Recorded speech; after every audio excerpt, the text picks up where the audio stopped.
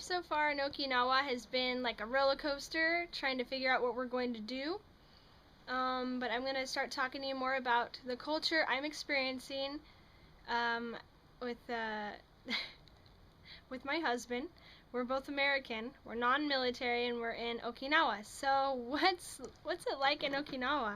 Well, before we came here, I thought, oh, like maybe tropical Japan, or maybe more like the U.S. with all the bases. I didn't know what to expect. Getting here, I've discovered that it is still very much Japan, of course, and there are some definite differences from mainland. I've only taken trips to mainland briefly. I haven't spent a lot of time on mainland, but I can tell you a lot of Asians here speak English, and most of them haven't been born here. There's a huge amount of Chinese people here, and they definitely speak English too.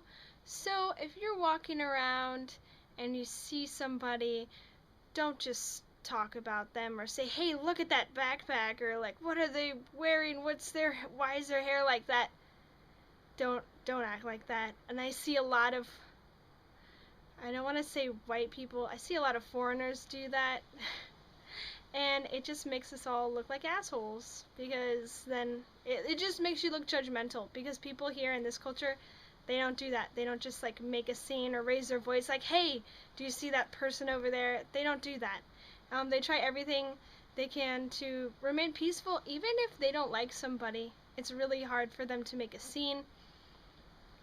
And I figure, yeah, when you're here, you have to realize, especially if you're coming from America, like, yeah, you're still American, and you're still a free person, and you're just visiting, but, and that's if you have an established residency or nationality, or that you want to be naturalized. But, like, do you really want to make yourself look like an asshole? I don't think you do, right? But I'm noticing a lot, because of the cultural differences, that you will look like one unless you've done the research and you know how to act in front of people. You don't want to talk on your cell phone in a bus or on a train. And I've noticed on buses, my husband is the only one talking, like the entire time, and he's always talking to me a lot. And he's Asian. He's like third generation Japanese, born in America. So I don't know. I know they can tell he's a foreigner, and I feel like they're easier on us because maybe we're foreigners, but you shouldn't have to feel like you need to play the foreigner card. You should feel like, I'm going to come here and be respectful. Just like in America, when someone is culturally different than you and it seems disrespectful and harsh. I mean, in America, people, they don't assimilate, they integrate. So it's like everyone's rude to everyone, I guess. But here, you don't want to be like that. Don't be that person. Here, everyone goes out of their way to be nice to each other and to do good to each other and to be positive. And you don't want to kill that vibe. Don't send a bad message.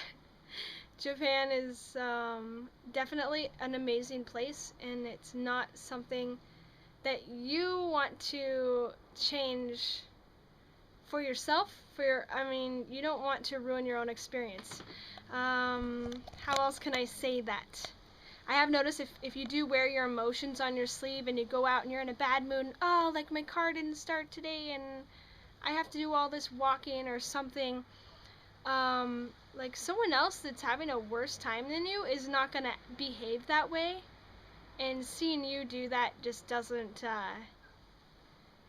it doesn't make them feel like sorry for you.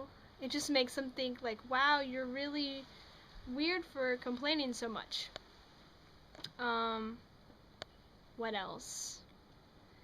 Yeah, so when you're here, just be aware that there are a lot of Asians that can understand you, and it's very rude to point. If you ever have to point at something, not someone, because you never point at someone, you use your fingers straight. This applies more to women, and this dates way back to, I don't know, more than several hundred years ago, but women's fingers have to be straight.